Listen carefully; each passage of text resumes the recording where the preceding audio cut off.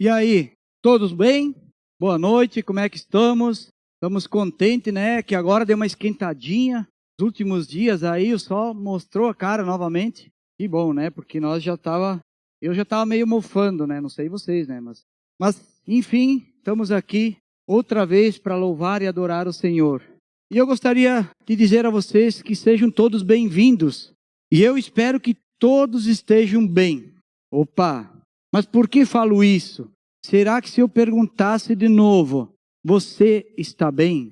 A resposta seria a mesma? Será que se a gente olhar direitinho lá para o nosso coração e abrir o nosso coração, será que está tudo bem? Estamos todos bem? Às vezes a gente tem que refletir nessa pergunta, né? Por quê? Porque muitas vezes nós temos problemas. Muitas vezes nós temos problemas. Mas não podemos desanimar, nem desistir e nem se entregar. Não precisamos tomar atitude para resolver a situação imediatamente. Às vezes nós precisamos analisar direito o problema. Então nós precisamos procurar entender, procurar ter um pouco de perseverança e analisar bem o que está acontecendo. Porque problemas existem e problemas vão existir. Por quê? Qual é o problema de lidar com os problemas? Tem pessoas que lidam de uma forma e pessoas que lidam de outra forma. Uma pessoa que só reclama, que só critica, que só causa intriga, que só culpa os outros pelos seus problemas, essa pessoa é uma pessoa mal resolvida. Vocês já devem ter ouvido essa frase, né? Aquela pessoa mal resolvida que aonde ela estiver, ela está criando problema. Ela mal termina um problema, ela entra em outro. Essa é uma pessoa mal resolvida, parece que nunca muda a fase. Está sempre, ano após ano, no mesmo lugar. Eu posso citar a mim mesmo como um exemplo disso quando eu era mais novo. Eu era uma pessoa mal resolvida. E por isso que a gente tem que cuidar e analisar os problemas. Já o bem resolvido tem problemas? Sim, tem problemas também. O bem resolvido também tem problemas. Mas ele vai imediatamente em busca da solução do problema. Ele não fica se lamentando, criticando, arrumando culpado. Isso não adianta nada. Não resolve nada. Ele pega e vai logo para Jesus. Esse é o bem resolvido. Ele muda de fase. Ele consegue dar um passo adiante. Ele muda a estratégia. Ele muda o projeto, o plano, mas ele vai em busca da solução. Esse é o bem resolvido. Mas por que eu estou falando isso? Porque Tiago tem a solução para os problemas. Tiago tem a solução para os problemas. Então hoje eu quero compartilhar com vocês a última mensagem da carta de Tiago. O fechamento da carta de Tiago. E nós vamos ler o texto de Tiago 5, do 13 ao 20.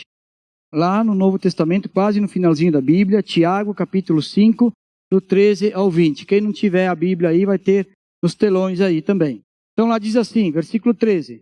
Entre vocês há alguém que está sofrendo, que ele ore. Há alguém que se sente feliz, que ele cante louvores. Entre vocês há alguém que está doente, que ele mande chamar os presbíteros da igreja, para que estes orem sobre ele e o unjam com óleo, em nome do Senhor.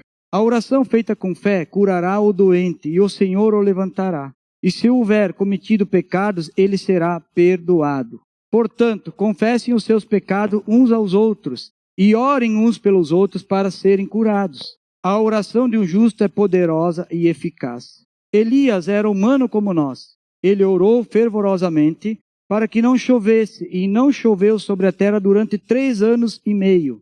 Orou outra vez, e os céus enviaram chuvas, e a terra produziu os seus frutos. Meus irmãos, se algum de vocês se desviar da verdade, e alguém o trouxer de volta, lembre-se disso. Quem converte um pecador do erro do seu caminho, salvará a vida dessa pessoa e fará com que muitíssimos pecados sejam perdoados. Senhor Deus, eu quero te louvar, Pai, e te agradecer, porque estamos aqui, Senhor, para ouvir a tua palavra.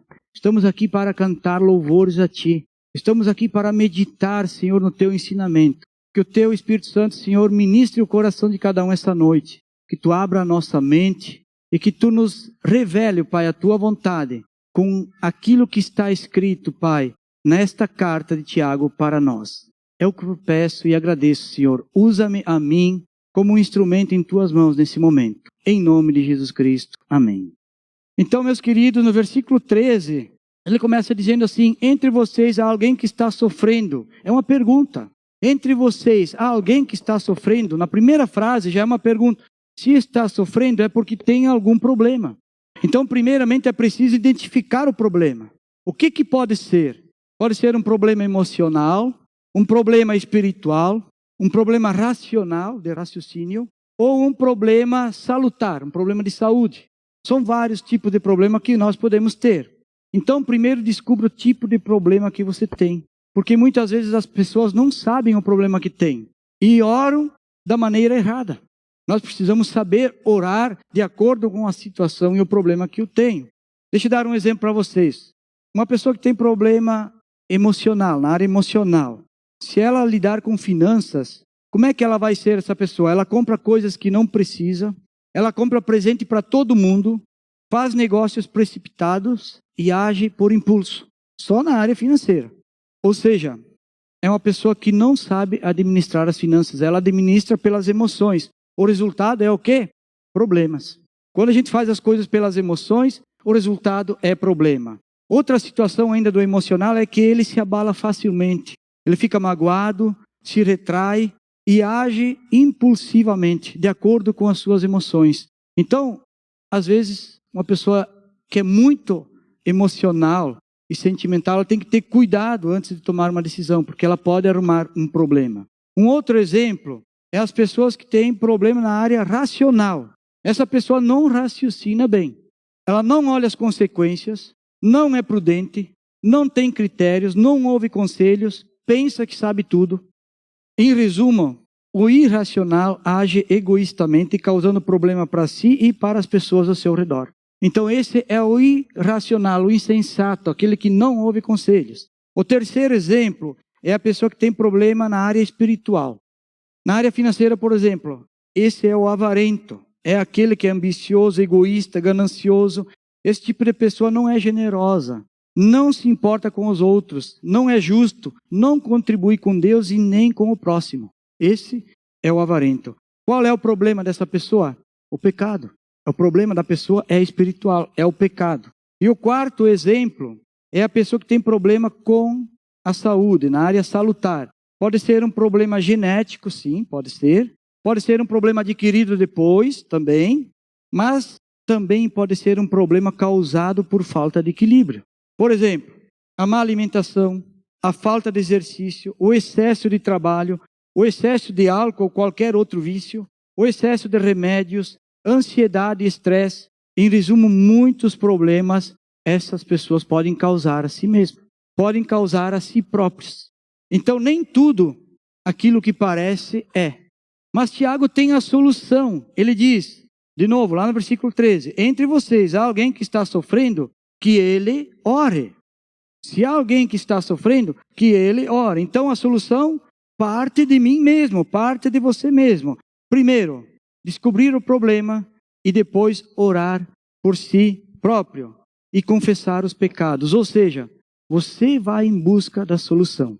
Esse é o primeiro ponto para resolver o problema. É o primeiro ponto da receita de Tiago. Não adianta eu reclamar, não adianta eu lamentar ou culpar alguém pelos meus problemas. Comece a orar. Não adianta pedir para o pastor, para a igreja ou para os presbíteros, se você não ora para si mesmo. Se você não confessa seus pecados. Não adianta. E se você não se arrepender dos seus pecados, eles não vão te abandonar. Ou melhor, você não vai abandoná-los. Eles vão continuar ali. É aquilo que a gente já falou aqui, que chama de pecado de estimação. Sai com ele na coleirinha ali, é o pecadinho de estimação, né? Anda junto, é isso aí. Mas cuidado com a oração. A oração, ela é diferente para cada caso. O primeiro exemplo é quem tem problema na área emocional. Deve pedir por equilíbrio nas emoções. É esse o pedido que deve ser feito. Não adianta pedir para que Deus resolva os problemas financeiros ou das mágoas ou sei lá o que depois. Tem que pedir, Deus, me ajuda na minha área emocional. Eu sou instável nessa área e seguidamente eu me meto em problemas. Então é essa a oração que deve ser feita para ter equilíbrio na área financeira. O segundo exemplo é quem tem problema no raciocínio. deve pedir por sabedoria e humildade. Sabedoria para raciocinar bem e humildade para poder ouvir conselhos, para que depois tome as decisões corretas e possa evitar as decisões que vão causar problemas e prejuízos. O terceiro exemplo é quem tem problema espiritual, que é o pecado. Primeiramente deve confessar e pedir pelo livramento de tal fraqueza. Essa é a oração correta. Essa é a oração. Não adianta só confessar o meu pecado e pedir, Senhor, me livra dessa fraqueza. Me livra do meu pecado, porque eu tenho repetido. Então, essa é a oração correta. E depois deve agir em obediência à palavra de Deus. Então, vocês veem que para cada caso é uma oração diferente. Agora, claro, quem tem problema de saúde deve clamar a Deus por um milagre. Quem tem problema de saúde deve clamar a Deus por um milagre. São diferentes formas de oração e diferentes tipos de problemas. Porém, Tiago continua, ainda no versículo 13, ele diz, há alguém que se sente feliz, que ele cante louvores. Opa, agora sim, eu estou feliz, então devo cantar louvores, devo contaminar as pessoas ao meu redor. Alegrar, me alegrar. Muitas vezes acontece algo bom na nossa vida. A gente é abençoado, mas eu não falo para ninguém. Porque as pessoas vão ficar com inveja. Ou vão pensar que eu estou me aparecendo. Não sou humilde. Que eu quero ser reconhecido. Não, meus queridos, quando a gente está feliz, quando aconteceu algo bom e você sabe que é de Deus, compartilhe com as pessoas. Se alegre. Louve a Deus por isso. É claro que nós não podemos exigir isso de quem está sofrendo, de quem está doente, de quem passou por uma situação de perda, de luto. Aí nós não podemos exigir que essa pessoa se alegre nesses momentos. Mas se nós estamos bem e Deus derramou da sua graça sobre as nossas vidas, nós devemos nos alegrar. O versículo 14, então, Tiago diz assim, entre vocês há alguém que está doente, que ele mande chamar os presbíteros da igreja. Opa, aqui deve-se chamar os presbíteros. Aqui há uma ordem, que ele mande chamar os presbíteros, porque o doente está impossibilitado. O doente não pode ir até lá. O doente deve pedir para que alguém vá e chame os presbíteros, porque o problema que ele está passando não é simplesmente uma dorzinha de cabeça, uma dorzinha de barriga. É uma coisa mais grave, é uma doença. Então, sim, deve chamar os presbíteros. Por que deve chamar os presbíteros? Aí continua o versículo 14. Para que orem sobre ele. Isso é a imposição de mãos. Para que os presbíteros vão até essa pessoa, imponham as mãos e orem sobre ele. A oração vai ser mais poderosa? Não. A oração não vai ser mais poderosa porque foi imposto as mãos sobre a pessoa. Mas vai demonstrar um amor mais afetivo, um carinho, um cuidado para com aquela pessoa. Uma sensibilidade pela situação que ela está enfrentando. E aí ele continua, no versículo 14 diz, e o unjam com óleo em nome do Senhor. Ungir com óleo também não vai tornar a oração mais poderosa. O óleo era usado como um símbolo de purificação, como um instrumento de maciez, de sensibilidade e de articulação. Vou dar um exemplo para vocês. O motor de um carro, por exemplo. Por que se usa óleo no motor de um carro? Para que funcione e articule suavemente, para que não derreta tudo lá dentro.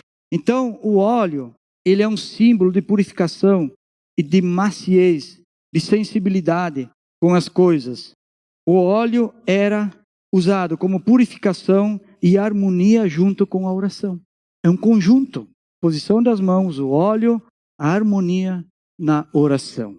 Mas aí vem o versículo 15. O que vai curar o doente? O que vai curar o doente? É o óleo? É a imposição das mãos? Ali diz assim, a oração feita com fé curará o doente e o Senhor o levantará. Se houver cometido pecado, ele será perdoado. Então, o que vai curar o doente, primeiramente, é a oração feita com fé. Não é o óleo, não é a imposição das mãos. É a oração feita com fé que vai curar o doente. E se ele tiver cometido pecado, ele será perdoado. É o perdão dos pecados. Isso vai curar o doente. A oração feita com fé e o perdão dos pecados. Não é a unção do óleo, não é a imposição das mãos dos presbíteros, do pastor, mas a oração feita com fé e o perdão dos pecados. E o poder de Jesus curará o doente. É isso que Tiago está dizendo aqui. Jesus dizia nos evangelhos, quando ele curava alguém, vocês devem lembrar, os seus pecados estão perdoados. Jesus falava isso, ele dizia, a sua fé lhe curou. É isso que curava. Por isso Tiago diz no versículo 16, portanto confessem os seus pecados uns aos outros e orem uns pelos outros para serem curados. A oração de um justo é poderosa e eficaz. Esse versículo, confessem os seus pecados uns aos outros, parece difícil, né? Parece muito difícil a gente confessar os pecados uns aos outros. Por que parece tão difícil? Que vem aquela ideia assim, mas o que o outro vai falar de mim? O que o outro vai pensar a meu respeito? Nossa, eu tenho aqui um pecadão. Como é que eu vou falar para o meu irmão? Ou como é que eu vou falar para uma outra pessoa, para um meu amigo? Aqui Tiago está falando para a igreja, ele está falando para os irmãos em Cristo. Ele não está falando para a gente confessar o pecado para qualquer um, não. Tá? Ele não está falando para você confessar o pecado para o colega de trabalho, colega da faculdade, não sei, colega do futebol. Não, ele está falando para confessar para os irmãos da igreja. O versículo diz assim, a oração de um justo é poderosa e eficaz. A oração de um justo é poderosa e eficaz. Um justo é uma pessoa que foi perdoada. É uma pessoa que aceitou Jesus Cristo. Esse é o justo. Então ele está falando para as pessoas da igreja. Quem é essas pessoas? Essa pessoa pode ser o seu discipulador, o seu líder, o seu amigo cristão, talvez o seu próprio pai cristão ou sua própria mãe cristã. Essas são as pessoas que nós podemos confessar os nossos pecados. Aliás, nós devemos. E há dois motivos muito fortes para que a gente faça isso. Quais são os dois motivos fortes? O primeiro é praticar a humildade. Esse é um motivo muito forte. Se eu tiver vergonha de confessar um pecado para uma pessoa que vai orar por mim, que é o meu discipulador, que é o meu líder, como é que eu vou me arrepender? Como é que eu vou ser humilde? Como é que eu vou praticar isso? Talvez eu tenha vergonha de confessar até para Deus. Ou a gente acha que assim, para Deus é fácil porque eu não estou vendo Ele, eu tenho certeza que Ele está nos vendo. Muito mais do que as pessoas. E que deveria ser mais difícil para nós do que confessar para um irmão, uma pessoa que a gente tem uma convivência. Então esse é o primeiro ponto, para praticar a humildade. O segundo ponto é para ser perdoados. Eu posso ter pecado contra outra pessoa e eu preciso confessar. Eu preciso ser perdoado pela própria pessoa. Esse é o segundo motivo. Tiago está falando para praticar a confissão e o arrependimento, para que um ajude o outro nas suas fraquezas. Um ajude o outro a se levantar. É isso aí. Cuidado aquele que está em pé para que não caia. Já no versículo 17 e 18, ele insiste dizendo, a sua oração deve ser fervorosa e com fé. Olha o que diz o versículo 17. Ele diz assim, Elias era humano como nós. Quem que era Elias? Era um profeta superpoderoso, era uma pessoa extraordinária. Elias era humano como nós. Ele orou fervorosamente para que não chovesse, e não choveu sobre a terra durante 3 anos e meio. Ele orou fervorosamente para que Deus não mandasse mais chuva, porque o povo precisava aprender uma lição. Se vocês lerem a história lá, vocês vão entender por que ele fez essa oração. E no capítulo de Tiago, do capítulo 1, versículo 22, Tiago diz que sejam praticantes da palavra e não apenas ouvintes. O que é praticar? Toda a carta de Tiago, na verdade, é um exemplo de praticar. É o exemplo da prática. Praticar é fazer essa oração fervorosa, com fé. Isso é praticar. Ele está dizendo que Elias era humano como nós, ou seja, a sua oração tem o mesmo poder que a oração de Elias, sabia? A sua oração tem o mesmo poder que a oração de Elias, ou que a oração do pastor, o mesmo poder que a oração do presbítero. O Espírito Santo é o mesmo e é único. Desde aquela época até hoje é único. É o mesmo e é único. A diferença é a fé. A diferença entre eu e Elias é a fé. O Espírito Santo é o mesmo. E aí no versículo 18 diz assim, Elias orou outra vez e os céus enviaram chuvas e a terra produziu o seu fruto. Então aqui assim, você não recebeu um espírito mais pobre ou mais fraco que Elias, ou apenas uma parte do Espírito Santo, tipo assim, só um pedacinho. Não, você recebeu um espírito completo. Você recebeu todo o poder do Espírito Santo. Agora o que você fez com ele ou faz com ele, eu não sei. Aí cada um sabe. Onde é que ele está? Ele está apagado, escondido, um monte de tralha, a gente joga por cima, às vezes, do Espírito Santo, que ele fica lá, quase que não consegue respirar, porque a gente não ouve ele. O que você fez com o Espírito Santo? Eu não sei, mas você tem o mesmo Espírito Santo, você recebeu 100% do Espírito Santo. O que faz a diferença é a fé e a confissão de pecados. Versículo 19, ele diz assim: meus irmãos, se algum de vocês se desviar da verdade e alguém o trouxer de volta, Tiago está dizendo que nós podemos nos desviar da verdade, cair no erro, no pecado. Por isso ele diz: confessem os seus pecados uns aos outros. Então, se alguém cair no erro, se desviar da verdade, confesse seus pecados para alguém que o ajude a trazer de volta. Aí no versículo 20, ele diz: lembre-se disso, que quem converte um pecador do erro do seu caminho, salvará a vida dessa pessoa e fará que muitíssimos pecados sejam perdoados. Então aqui Tiago está dando uma dica sobre o que se deve ser feito com um pecador. Ele diz: devemos trazê-lo de volta, convertê-lo do seu mau caminho, deixando claro o seu erro e que a sua vida está em pecado, expondo a verdade para esse irmão, explicando para essa pessoa. Assim podemos ajudá-lo e conduzi-lo de volta ao caminho da verdade. É isso que ele está falando. Meus irmãos, ele começa dizendo: se algum de vocês, ele não está falando de qualquer pessoa, ele está falando da igreja, da família de Cristo. Traga-la de volta, recupera essa pessoa. É claro que eu quero fazer uma observação aqui, que a maioria das vezes as pessoas não querem ajuda, não querem, e nem confessar os seus pecados. Mas a nossa parte é tentar, a nossa parte é orar, a nossa parte é fazer o melhor para que essa pessoa possa voltar. E para finalizar, como aplicação, eu quero refrescar a memória de vocês o primeiro ponto. Se há alguém sofrendo, se alguém está tendo problema, primeiro identifica o seu problema. Primeiro identifica o seu problema. Se é emocional, se é espiritual, se é racional ou se é salutar. No meu caso e da minha esposa, o nosso problema era emocional e espiritual. Quando nós casamos, nós tivemos problemas por muitos anos, 10, 15 anos. E nós éramos pessoas mal resolvidas, ao ponto de que algumas pessoas que nós conhecíamos já não aguentavam mais ouvir a gente. Se sabiam que nós íamos chegar, fechavam a porta e fingiam que não estavam em casa. Não era bem assim, não.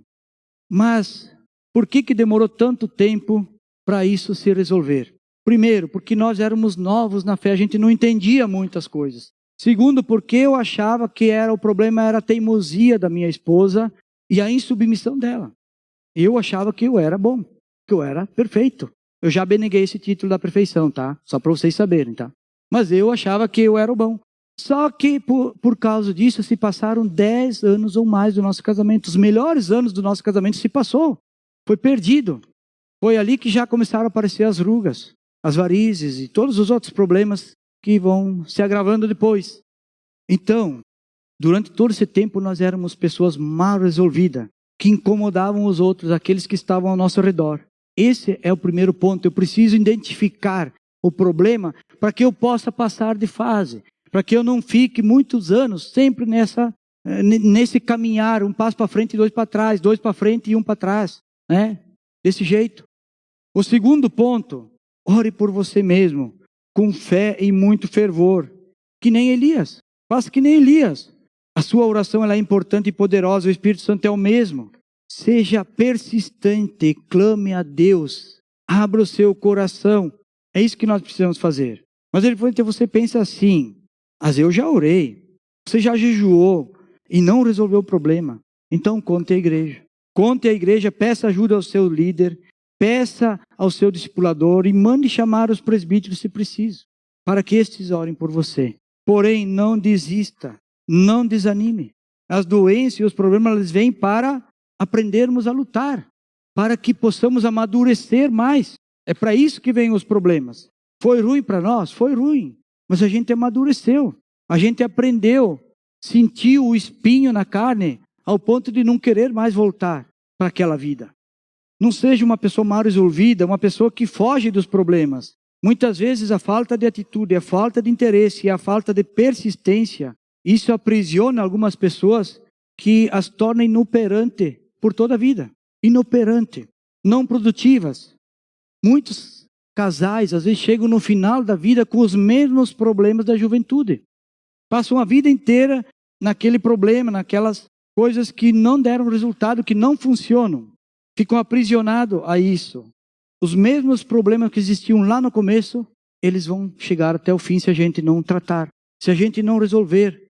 Relacionamentos familiares mal resolvidos, coisas que nunca mudam de fase. Cada um tentando encontrar uma fuga para amenizar o seu fardo.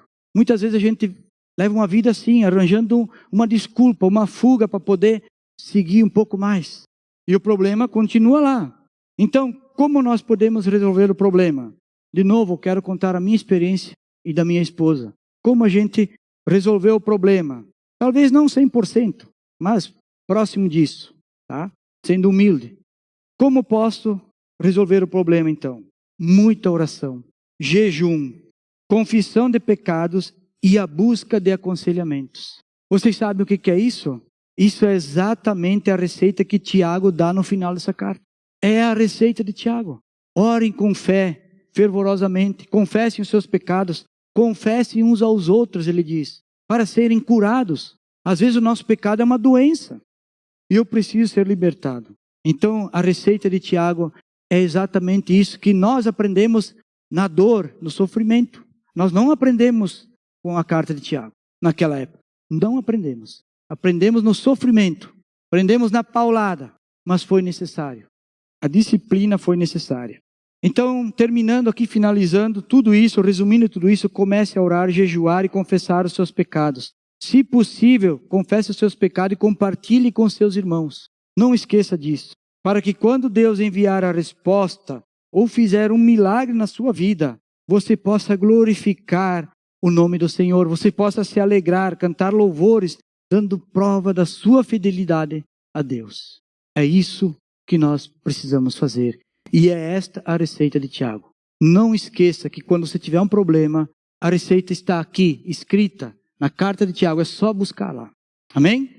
Senhor Deus, queremos louvar e agradecer a Ti, o Pai, porque o Teu amor, Senhor, ele é incondicional. A Tua palavra, Senhor, é uma palavra forte, muitas vezes de disciplina, Deus. E nós, o Pai, eu, Senhor, muitas vezes sou orgulhoso, egoísta, e quero resolver as coisas do meu jeito, com aquilo que penso que sei. Senhor, que Tu possa me dar sabedoria nos raciocínios, ó Deus. Me dar humildade no coração para ter uma emoção equilibrada e para viver e fugir do pecado, Deus. Todas essas coisas que nos aprisionam, que nos tornam inoperantes muitas vezes na nossa vida. Que o Senhor possa nos libertar as amarras, ó Deus, para que a gente possa, sim, passar de fase na nossa vida e cada vez mais ser parecidos com Cristo. É isso que eu peço e agradeço, Pai, porque o Senhor deixou esse ensinamento para nós. Em nome de Jesus Cristo. Amém.